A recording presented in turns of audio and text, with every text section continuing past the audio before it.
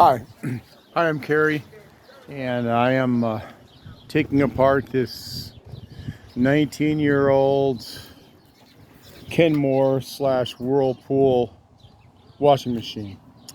And so this is the outer body I just pulled off, and now you can see the outer basket right here. There is this crazy junk, and then down below there's some kind of whitish I don't know, some kind of gunk on the side. This is a plastic outside barrel, and this is a kind of collar that comes up that I've already kind of popped off, so we'll take that off. And this is the inside of the collar. You can see it's just really like incredibly dirty. So this washing machine is going to be it's from 2004, and it more than likely has never ever been cleaned in almost 20 years. You know, we're in another 5 weeks, we're going to be into 2024, and this machine will be, look at this, it'll be 20 years old. I mean, this is more than likely, I could see pet hair,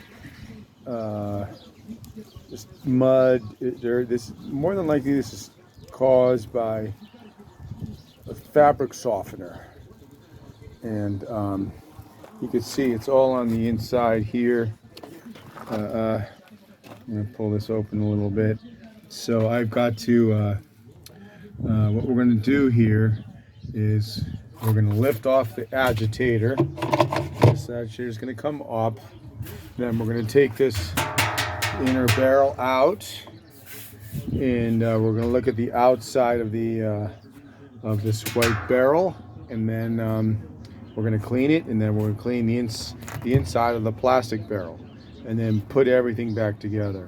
So but just so you know, when you're buying a used washing machine, doesn't matter if it's a front load or a top load, 20 years old like this, that this is what you're buying, you're getting.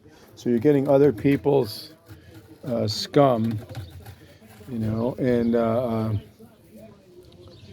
20 years worth of buildup. I remember friends are asking me, like, what is this? What are these white things that are on my clothes after the wash is through? Like, it's more than likely just like stuff like this that just lets loose somewhere in the wash cycle, and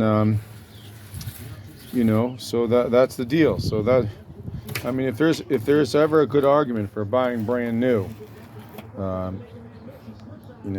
this is it.